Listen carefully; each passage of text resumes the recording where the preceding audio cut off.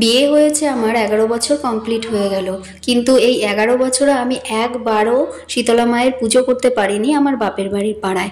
আমার ছোট থেকেই খুব ইচ্ছে ছিল, কারণ আমি ছোটবেলা থেকেই দেখেছি যাদেরই বিয়ে হয়েছে তারা সবাই এসে এখানে পুজো দিয়েছে। প্রত্যেক বছর বছরই পুজো দেয়, এখনো পর্যন্ত দেয় তারা। কিন্তু আমার 11 বছরের জীবনে, বিবাহিত জীবনে, আমি একবারও পুজোটা দিতে পারিনি। এটা নিয়ে আমার মনের মধ্যে খুবই একটা আক্ষেপ ছিল যে আমি কোনো বছরই পুজো দিতে পারলাম না, যে কোনো কারণে হয়তো দিতে পারিনি। তো এই বছর আর মিস করলাম না সেটা। এইবার আর কোনো বাধাই আমাকে আটকাতে পারলো না। মায়ের ডাক আসলো আর আমি চলে গেলাম। সকাল সকাল, খুব সকাল সকাল চলে গিয়েছিলাম। আর মা আমাকে দুদিন আগে ফোন করেছিল যে পরশুদিন হচ্ছে, মানে শনিবার, বৈশাখ মাসের লাস্ট শনিবার পুজোটা হয়, শনিবার হচ্ছে পুজো, তুই কি আসতে পারবি? তো আগের দিন যেহেতু ছিল অক্ষয় তৃতীয়া, আর আমাদের দোকানে অক্ষয় তৃতীয়ার পুজো হয়, তো মাকে বলেছিলাম যে যদি পারি তাহলে আমি অবশ্যই যাব। তো বলো বন্ধুরা, মায়ের ডাক কি উপেক্ষা করা যায়? তাই খুব সকাল সকাল আগের দিন পুজো করলাম অক্ষয় তৃতীয়ার বাড়িতে। তো সেদিন আর বেরোয়নি, পুজোর দিন সকাল সকাল বেরিয়ে গিয়েছিলাম, ভোরবেলা বেরিয়ে গিয়ে ওখানে গিয়ে স্নান টান করে মন্দিরে চলে এসেছি। আর মন্দিরটা কিন্তু আমাদের বাড়ি থেকে খুব বেশি দূরে না, ওই হাঁটা পথে ধরো 1 মিনিটও লাগে না, কয়েক সেকেন্ডেই চলে আসা যায়। তো এতটাই দূরত্ব আমাদের বাড়ি থেকে মন্দিরটা, বলতে পারো বাড়ির পুজোর মতোই। ভিডিওটা এডিট করতে গিয়ে দেখছি যে প্রচুর কাঁপছে ভিডিওগুলো। তো আমি ভাবলাম যে ভিডিওটা ছাড়বো কি ছাড়বো না, এই করে অনেক দিন লেট করে ফেলেছি। তো ভাবলাম যে বন্ধুরা তোমরা সবাই খুব ভালো, যে তোমরা আমার ভিডিওটা দেখবে, অবশ্যই দেখবে। যেহেতু আমার মেয়ে অনেক ছোট, ও তো অত ভালো মতো ভিডিও করতে পারে না, তাই যেইটুকুনি পেরেছে আমি সেইটুকুনি এডিট করে মানে তোমাদের সাথে শেয়ার করলাম। আমি যে খুব ভালো ক্যামেরা ধরতে পারি বা ভিডিও করতে পারি সেটা কিন্তু না, আমিও খুব খারাপই করি। তো যাই হোক, আমরা তো মন্দির থেকে হচ্ছে মন্দিরে, আমি যেহেতু এই বছর প্রথম, তো আমার মতো আরও 3 জন ছিল, মোটে আমরা 4 জন ছিলাম যাদের প্রথম পুজো এটা।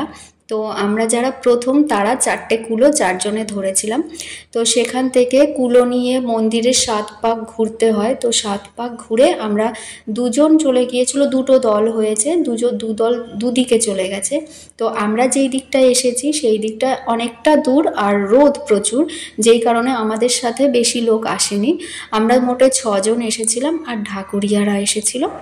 দূরের বাড়িগুলোতে আমরা গেলাম, গিয়ে সেখানে পুজো হলো, তারপর ওই বাড়ি কটা ঘুরে আমরা আবার চলে আসলাম আমাদের নিজেদের পাড়ায়। আসলে এখানে হচ্ছে পুজোতে 2টো কুলো বের হয়, তো এখানে 4টে কুলো, কারণ প্রচুর বিশাল এরিয়া জুড়ে পুজোটা হয় আর প্রত্যেকের বাড়িতে যেতে হয়। তো প্রত্যেকটা বাড়িতে ঘুরতে ঘুরতে অনেকটা মানে সন্ধ্যা হয়ে যায়, তার জন্য হচ্ছে 4টে কুলো বের করা হয়েছে। কিন্তু এইবারও সেই সন্ধ্যাই হয়ে গেছে, 4টে কুলোতেও সন্ধ্যাই হয়ে গেছে, কারণ ঢাকুরিয়ারা আসতে দেরি করছিল, সেই কারণে আমরা বেরোতে পারছিলাম না, ঢাক ছাড়া কী করে বেরোনো হবে। তো সেই কারণে হচ্ছে সন্ধ্যাটা হয়েই গেল। আর এখন তোমার বাজে প্রায় 7টা, সাড়ে 7টা বাজে, আমরা সবাই অঞ্জলি দেওয়ার জন্য বসে আছি। অনেকক্ষণ লাগে পুজোটা হতে।